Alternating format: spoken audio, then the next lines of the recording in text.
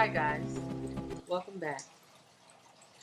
Now the FDA relies greatly on observant doctors and other healthcare providers to report adverse effects with drugs, biologics, and medical devices.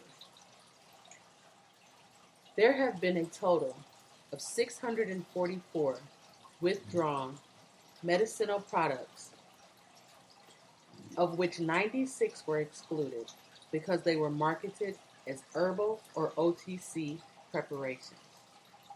The usage of herbs, by the way, has been a typical and traditional medicinal practice.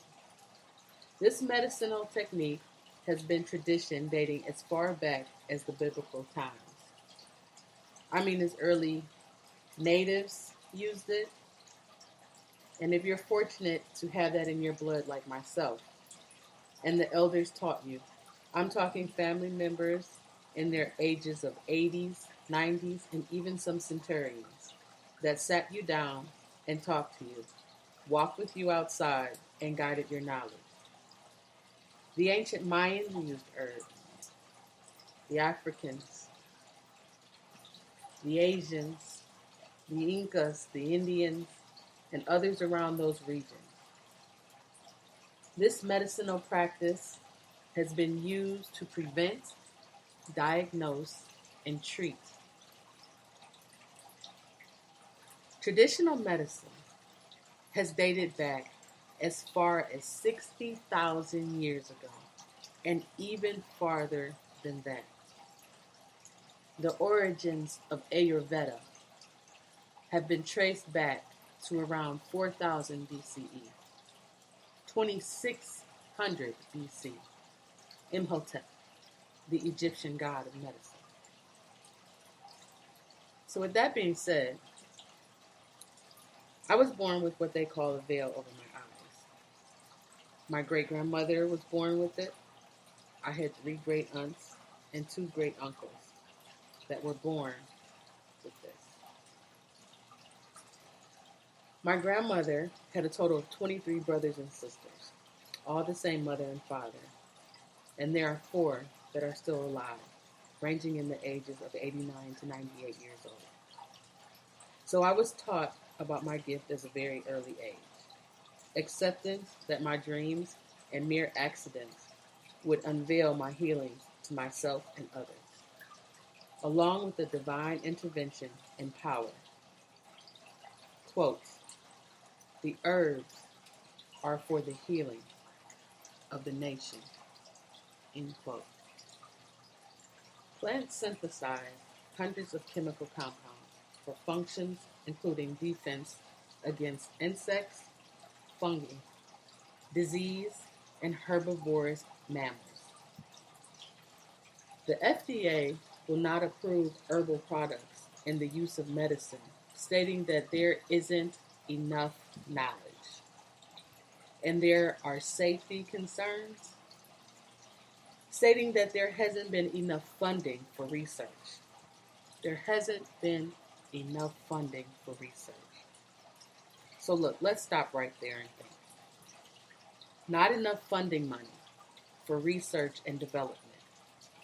Research, okay, I can see research because they're too busy researching and inventing the BS. But developing, what exactly are they developing? You can't develop something that has always been. It was derived before you, before me. So there is nothing for them to develop because it was already here. So let's factor funding, shall we? A report published in the Proceedings of the National Academy of Science found that funding from the NIH, now remember, the NIH, that's the National Institution of Health. They contribute to publish research in every drug approved from the FDA between 2010 and 2016. More than $100 billion from the NIH funding went to support directly or indirectly to the 210 drugs approved in that 6-year study. Not to mention the R01 grant. 2019 pharmaceutical industry spent $83 billion in research and development. So that's an additional $83 billion in 2019 for research and development. The expected cost to develop a new drug, including capital, cost, expenditures on drugs that fail to reach the market range from less than $1 billion to more than $2 billion. And the federal government influenced the amount of private spending. So when I hear that FDA doesn't have enough money for funding, that for me is one very large red flag. The federal government influenced funding.